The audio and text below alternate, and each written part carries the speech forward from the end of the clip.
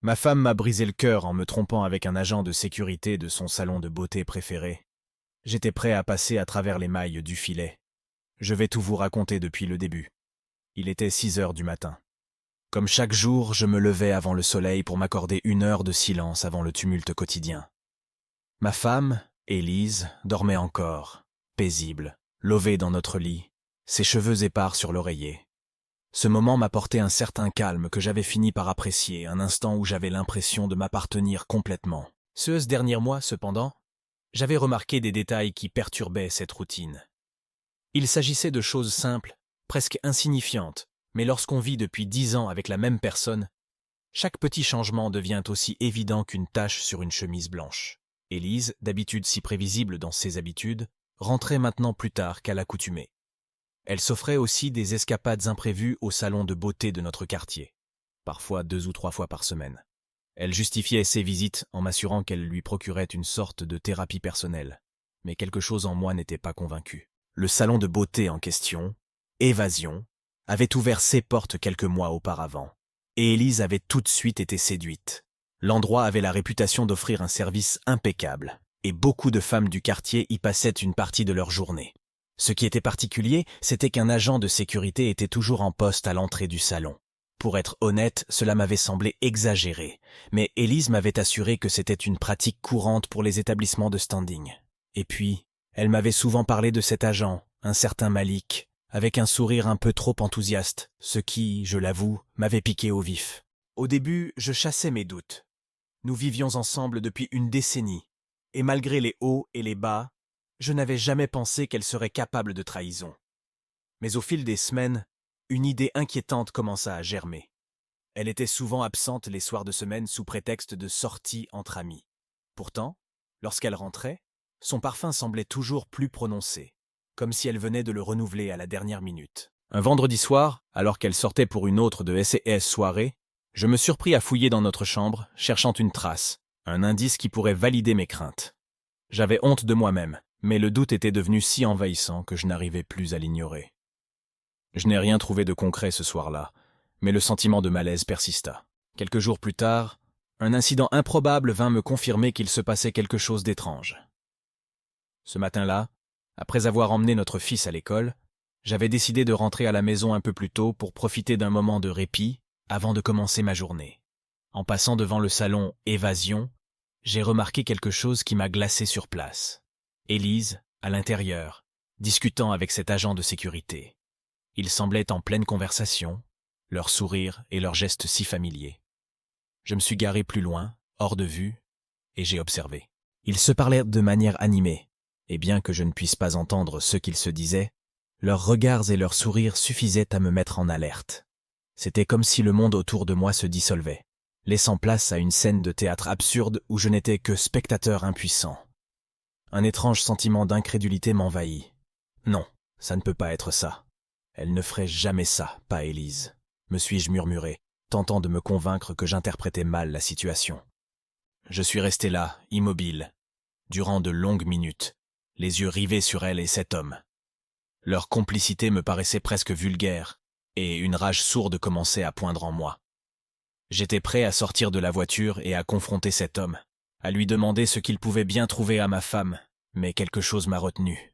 Peut-être était-ce la peur d'entendre une vérité que je n'étais pas prêt à affronter. Finalement, elle est sortie du salon, jetant un dernier regard à Malik, et s'éloigna en direction de la boulangerie. Elle souriait, ce sourire que j'avais cru réservé à moi seul. Mon cœur battait la chamade tandis que mes pensées s'embrouillaient. Cette rencontre anodine s'était transformée en une sorte de confirmation silencieuse d'une trahison possible, et l'idée me rendait malade. De retour chez moi, je me suis laissé tomber dans le canapé, la tête entre les mains, cherchant un sens à tout cela. Comment en étions-nous arrivés là? J'ai tenté de rationaliser, de me dire que j'exagérais, que cette rencontre n'avait rien d'inapproprié. Mais l'image de leur sourire échangé me hantait, rendant impossible toute forme de raisonnement logique. Je savais que je ne pouvais pas rester dans le doute plus longtemps. Le lendemain, j'ai essayé d'oublier ce que j'avais vu au salon de beauté, de reprendre une vie normale, de faire comme si rien ne s'était passé. Mais cette scène entre Élise et Malik me revenait sans cesse en tête, comme une image imprimée dans mon esprit. Plus j'y pensais, plus mes craintes prenaient ma racine. Pourtant, comment confronter ma femme sans preuve concrète? sans paraître paranoïaque. L'idée même de l'accuser me semblait absurde, presque irréelle. Mais le doute avait maintenant creusé un vide qui ne demandait qu'à être comblé. Le soir même, Élise est rentrée avec ce même sourire éclatant qu'elle arborait la veille. Elle semblait étrangement détendue, presque insouciante, comme si elle n'avait jamais eu de préoccupation plus grande que les choix de vernis ou les couleurs de rouge à lèvres. J'ai voulu lui poser des questions, tâter le terrain, mais je craignais qu'elle sente mon malaise. Et surtout, une partie de moi avait peur de sa réponse. Alors, j'ai laissé filer. J'ai gardé pour moi ce tourbillon d'émotions. Au fil des jours, je commençais à scruter ses moindres faits et gestes. Je notais chaque détail avec une attention frénétique, une attention que je n'avais jamais portée avant. Une nouvelle tenue, un rouge à lèvres différent, des heures de sortie et d'arrivée qui ne correspondaient plus tout à fait à ceux qu'elle m'avait dit. Des détails, des choses si banales qu'elles auraient été invisibles en d'autres circonstances, mais qui prenaient soudain une importance capitale dans mon esprit. Un soir, elle m'a dit qu'elle partait pour une nouvelle soirée entre amis. Cette fois, je n'ai pas pu retenir mes questions. « Tu sors encore? Tu as beaucoup de soirées en ce moment, non ?» Élise a esquissé un sourire sans même me regarder, son attention rivée sur son téléphone. « On a besoin de se retrouver, tu sais. Avec les filles, on a tous nos petits soucis. On se remonte le moral. » Sa réponse avait été naturelle, presque trop parfaite. J'ai hoché la tête, mais mon cœur battait plus fort. Dès qu'elle est partie, j'ai eu un déclic, un besoin irrésistible de savoir. J'ai attendu quelques minutes, puis, cédant à une impulsion que je ne pouvais plus réprimer, j'ai enfilé ma veste et je l'ai suivie. Elle ne s'était pas rendue bien loin. J'ai observé de loin lorsqu'elle s'est arrêtée devant le salon de beauté « Évasion ». Mon cœur s'emballait à nouveau, chaque battement me rapprochant de la certitude que je refusais d'accepter. Elle regardait autour d'elle, visiblement impatiente. Et puis, comme s'il l'attendait déjà, Malik est apparu. Ils ont échangé quelques mots et je les ai vus rire ensemble, partager ce même air complice. Puis ils se sont éloignés tous les deux, marchant côte à côte dans la direction opposée. La nuit était tombante et la rue calme. Je les ai suivis de loin, pris entre l'envie de comprendre et la crainte de découvrir ce que cela signifiait vraiment. Ils ont tourné au coin d'une rue, s'arrêtant devant un petit café peu fréquenté. Élise semblait à l'aise, en terrain connu. Ils sont entrés et se sont assis dans un coin discret, presque hors de vue. Depuis la vitre du café, j'observais, paralysé par la scène qui se jouait devant moi. Leurs regards étaient doux, leurs gestes tendres. Loin d'être de simples amis, ils semblaient bien plus proches que ce que je n'avais jamais voulu imaginer. La douleur m'a saisi comme un étau. Une voix intérieure me hurlait de faire demi-tour, de ne pas en voir davantage. Mais je restais là, cloué au sol, incapable de détourner le regard. Mon cœur tambourinait dans ma poitrine, et j'ai senti les premières larmes monter, brûlantes. J'aurais voulu m'éloigner, mais mes pieds refusèrent de bouger. Soudain, Élise a pris la main de Malik. Ce geste m'a foudroyé. C'était la première preuve tangible que tout n'était pas que supposition, que ma peur n'était pas une illusion. J'ai senti mes poings se serrer malgré moi, une colère froide montant en moi. Cette femme, celle avec qui je partageais tout depuis des années, se tenait là, à quelques mètres, main dans la main avec un autre homme, sous mes yeux. Je n'avais plus le moindre doute. Après une éternité, ils se sont levés. Ils ont quitté le café, traversant la rue d'un pas tranquille, comme deux amoureux qui n'ont rien à cacher. Élise semblait rayonnante, comme si elle vivait une seconde jeunesse, comme si elle n'avait jamais eu de soucis en tête. La voir si insouciante, si heureuse en compagnie de cet autre homme, rendait ma peine encore plus insupportable. De retour à la maison, je me suis laissé tomber sur le canapé, épuisé, vidé. Des images de notre vie ensemble défilaient dans mon esprit. Les moments heureux, nos projets, notre complicité d'autrefois. Comment en étions-nous arrivés là? J'avais toujours pensé que l'amour que nous partagions pourrait résister à toutes les tempêtes, à toutes les épreuves. Mais il semblait maintenant que tout cela n'était qu'une illusion. Cette nuit-là, j'ai à peine fermé l'œil. Je me suis tourné et retourné dans mon lit, mon esprit tourmenté par ce que j'avais vu. Élise est rentrée tard, et je l'ai entendue s'allonger doucement à côté de moi, croyant sans doute que je dormais. Son parfum flottait dans l'air, un parfum que je lui connaissais, mais qui désormais m'évoquait des images douloureuses. Les jours qui suivirent furent un supplice. Chaque sourire d'Élise, chaque parole douce qu'elle m'adressait semblait teintée de mensonges. Je la voyais sous un autre jour. Je percevais ses gestes différemment. Et pourtant, une part de moi restait paralysée par le doute. Peut-être avais-je mal interprété leur complicité? Peut-être n'était-ce qu'une amitié maladroite? Je tentais de me persuader que je m'étais trompé, que ma jalousie me poussait à voir des choses qui n'existaient pas. Mais au fond de moi, je savais la vérité. La certitude était là, froide, implacable. J'avais vu Élise comme je ne l'avais jamais vue auparavant, et cette image me rongeait, comme un poison qui s'insinue dans les veines. Chaque jour, je luttais pour conserver mon calme. J'étais piégé entre la rage et la tristesse, chaque moment passé en compagnie d'Élise devenant une épreuve de plus. Elle me parlait, souriait, posait des questions sur ma journée, et je faisais de mon mieux pour répondre avec un semblant de naturel. Mais mon cœur se serrait à chaque instant, comme si mes propres mots étaient revides de sens. Je la voyais désormais comme une inconnue, une personne qui avait trahi la confiance que je lui avais accordée pendant toutes ces années. Ce vendredi soir-là, je rentrais plus tôt que d'habitude, espérant peut-être la surprendre, saisir un indice qui confirmerait définitivement ce que j'avais vu. Mais ce que je trouvais en franchissant la porte fut bien pire que ce que j'avais imaginé. Élise, mon Élise, était assise sur le canapé, l'air surpris de me voir. Elle avait ce sourire qui me semblait de plus en plus étranger. Je l'observais hésitant. Mes pensées étaient embrouillées. Ma respiration s'accélérait sans que je puisse le contrôler. Elle me dévisageait maintenant, semblant sentir quelque chose de différent chez moi. Son regard cherchait des réponses, mais j'étais déterminé à ne rien lui dévoiler pour l'instant. « Tu es rentré plus tôt, c'est rare, » me dit-elle d'un ton enjoué, comme si elle n'avait rien à cacher. « Oui, » répondis-je simplement, essayant de garder mon calme. Une journée plus légère que d'habitude. Elle me fit un sourire et, malgré moi, j'ai senti la colère monter. Une colère sourde qui me brûlait de l'intérieur. J'avais envie de tout lui dire, de lui crier ce que j'avais découvert. Mais quelque chose m'empêchait de le faire. Une peur peut-être, celle de voir notre vie s'effondrer devant nous, irrévocablement. Les jours qui suivirent furent emplis de doutes et de questions. J'essayais de comprendre pourquoi elle en était venue à fréquenter cet homme. Était-ce ma faute? Est-ce que j'avais manqué quelque chose, négligé un besoin ou une attente qu'elle avait? Ou était-ce tout simplement une facette d'elle que je ne connaissais pas, un côté insoupçonné qui lui donnait envie de chercher ailleurs ce que nous partagions? Un matin, alors qu'elle se préparait pour sortir, je l'observais silencieusement depuis le salon. Elle choisissait une robe que je ne lui avais jamais vue, ajustant chaque détail avec une précision presque maniaque.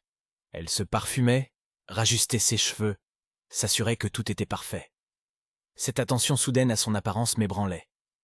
Je ne pouvais plus ignorer ce que je voyais. « Tu es très élégante aujourd'hui », glissai-je d'une voix que je tentais de rendre neutre. Elle se retourna, me lançant un regard surpris. « Oh, merci, c'est pour la sortie avec les filles », répondit-elle en détournant les yeux. Les excuses devenaient rimes presque risibles. Les filles, les amis, des prétextes qui tombaient à plat maintenant que je connaissais la vérité. Mon esprit tournait en boucle, et je me disais qu'il fallait en finir avec ce jeu d'apparence. Mais la peur de la confrontation, de voir cette vérité exposée au grand jour, me paralysait encore. Le soir même, alors qu'elle me dit qu'elle sortait pour une énième soirée entre amis, je sentis qu'il me fallait agir. Une idée me traversa l'esprit. Et si je lui disais la vérité?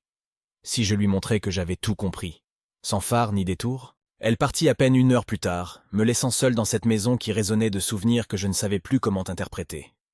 Je décidai de la suivre une fois de plus, espérant cette fois arriver au bout de cette descente aux enfers. Je l'ai retrouvée au même endroit, à proximité du salon de beauté, où Malik l'attendait.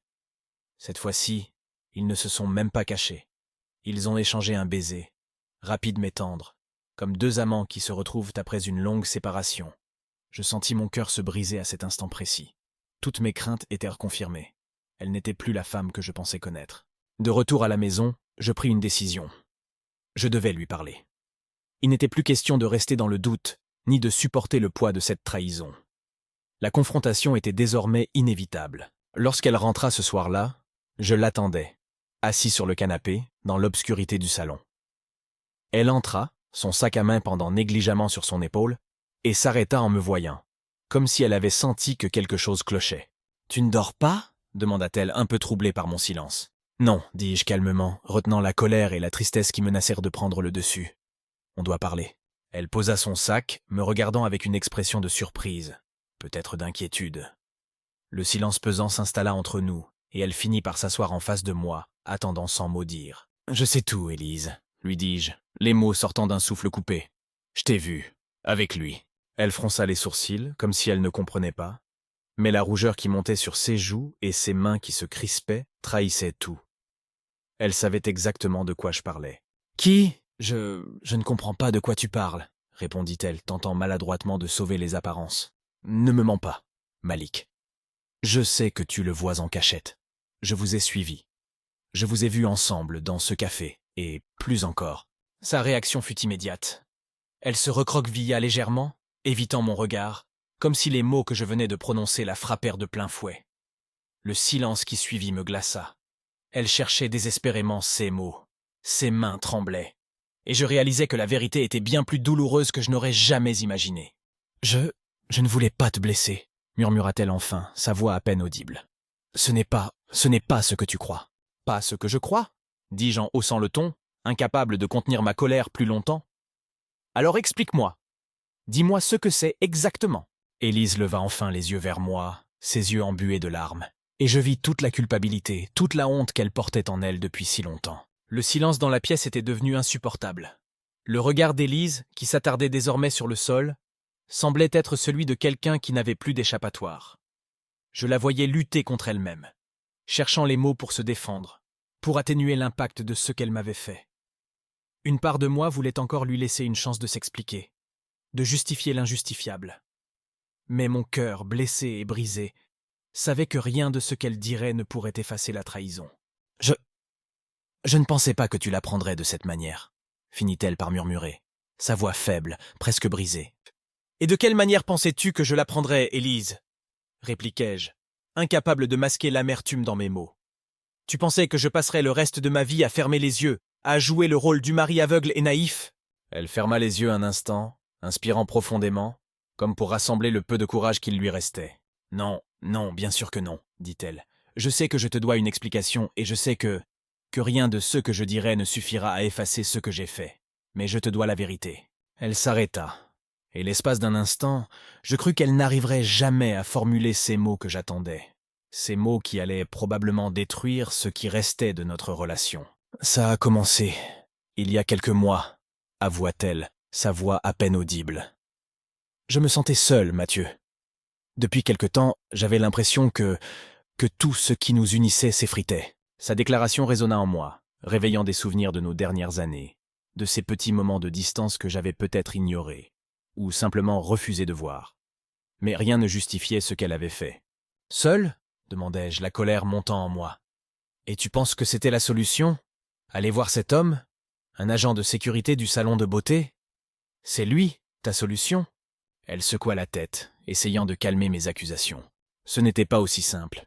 Malik, il était là d'une manière que je ne trouvais plus chez toi. Il m'écoutait, il me faisait sentir vivante, comme si tout n'était pas terminé. Et moi, Élise, moi aussi je suis là. J'ai toujours été là, dis-je, le désespoir se mêlant à ma colère.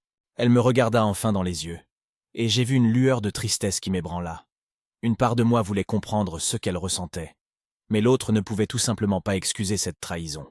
« Tu étais là, mais tu étais absent, Mathieu, » murmura-t-elle.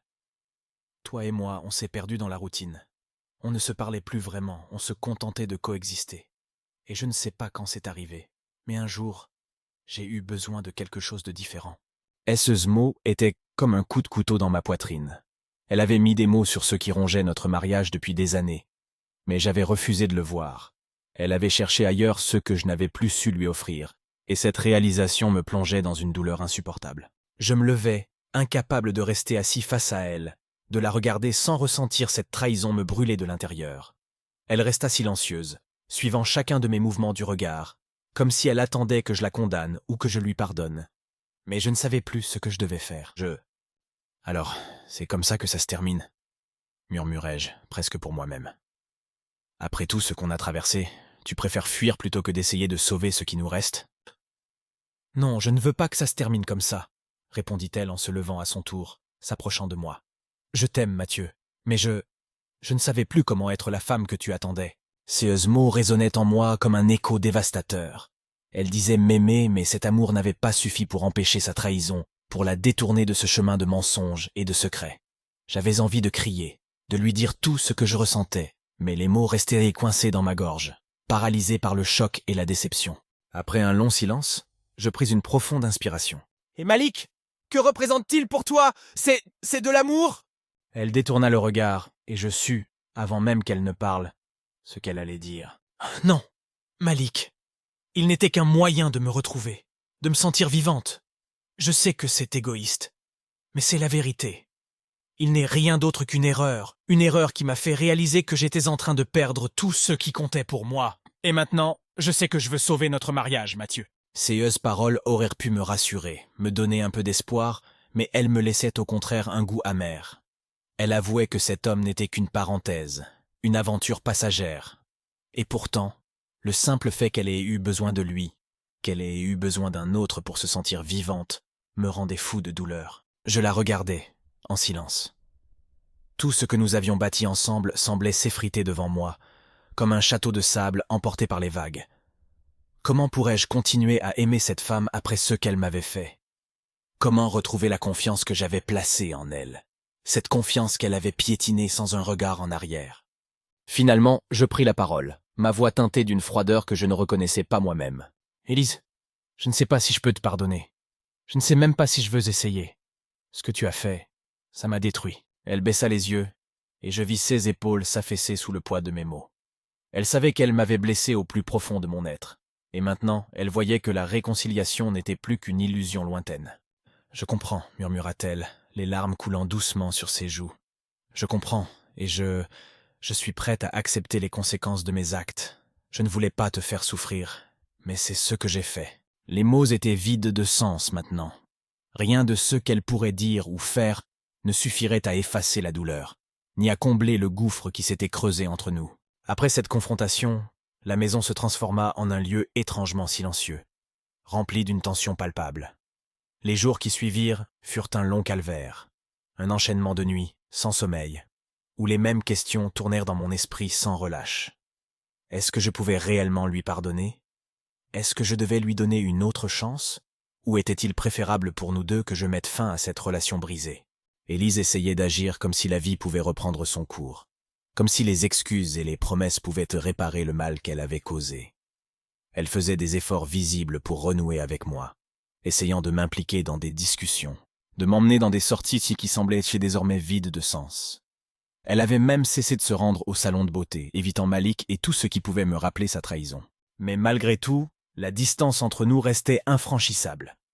Je la regardais jour après jour, et chaque fois que je croisais son regard, l'image de cette scène au café avec Malik, ce baiser qu'ils avaient échangé, me revenait en mémoire. C'était comme une plaie qui refusait de se refermer, et chaque tentative de normalité n'avait pour effet que de rouvrir cette blessure. Puis un soir, alors que je fixais le plafond dans l'obscurité de notre chambre, Élise se tourna vers moi. « Mathieu, » murmura-t-elle, sa voix hésitante, « on ne peut pas continuer comme ça, ni toi, ni moi. » Elle avait raison, et je le savais, mais l'admettre me faisait mal. J'avais rêvé d'une vie avec elle, de cette vie que nous avions bâtie ensemble. Et aujourd'hui, tout cela semblait s'évanouir comme de la fumée. Mais elle continuait, malgré tout, à m'aimer et à me demander de rester, et une part de moi, bien que blessée, se raccrochait encore à l'idée de nous reconstruire. « Que veux-tu que je fasse, Élise ?» demandai-je d'une voix faible. « Je ne sais plus comment être ton mari, comment te regarder sans penser à tout ça. » Elle se redressa, prenant mon visage entre ses mains, le forçant à se tourner vers elle. « Je sais que j'ai tout détruit, » dit-elle, la voix tremblante. « Mais tu es la personne que j'aime le plus au monde. Et je suis prête à tout pour te prouver que je mérite encore d'être avec toi. » Un long silence s'installa. Elle me regardait avec des yeux suppliants, cherchant en moi un signe d'acceptation, une lueur de pardon. Et à cet instant, quelque chose en moi vacilla. Je me souvenais de nos moments de bonheur, des années que nous avions partagées, et je réalisais que, malgré la douleur, je l'aimais encore. Mais aimer quelqu'un ne suffit pas toujours pour pardonner. La confiance brisée, la douleur infligée, tout cela pesait bien trop lourd pour que je puisse simplement tourner la page. « Je vais partir quelques jours, » dis-je finalement, brisant le silence. « J'ai besoin de prendre du recul, de réfléchir à ce que je ressens vraiment. » Élise hocha la tête, bien que l'inquiétude se lisait sur son visage. Elle savait que cette séparation temporaire pouvait marquer le début de la fin, mais elle n'a pas protesté.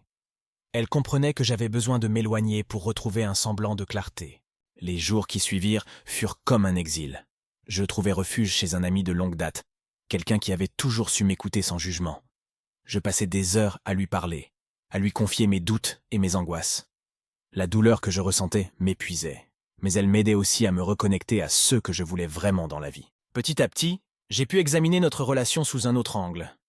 J'ai réalisé qu'Élise et moi n'étions pas les mêmes personnes qu'au début de notre mariage. La routine, les responsabilités, les années qui passaient avaient laissé leur marque, mais au lieu de nous rapprocher, nous nous étions éloignés, chacun à notre manière. Après une semaine de réflexion, je retournai chez nous. Élise m'attendait dans le salon, nerveuse, redoutant sans doute ma décision. J'ai inspiré profondément avant de prendre place en face d'elle. « Élise, commençai-je doucement, je ne vais pas te mentir. Ce que tu as fait m'a brisé.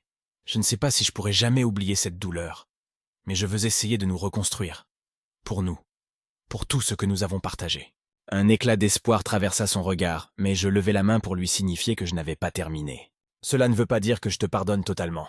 La confiance, elle se gagne. Je vais avoir besoin de temps, de preuves, pour voir que tu es sincère. » Elle hocha la tête avec une gravité que je n'avais jamais vue chez elle auparavant. « Je comprends, dit-elle. Je ferai tout ce qu'il faut. Merci de me laisser une chance. » La route qui s'ouvrait devant nous était incertaine, faite de compromis, de moments de doute et de méfiance, mais aussi, peut-être, d'une nouvelle forme de compréhension. Rien ne serait jamais plus comme avant, et c'était peut-être mieux ainsi. Durant les semaines qui suivirent, Élise tint sa promesse. Elle mit fin à toutes ses visites au salon de beauté, changea ses habitudes, prit même la décision de chercher un nouvel emploi, un renouveau qui lui permettrait de reconstruire la relation sur des bases saines. Elle était patiente, attentive, respectant mes moments de doute, mes questions, mes silences.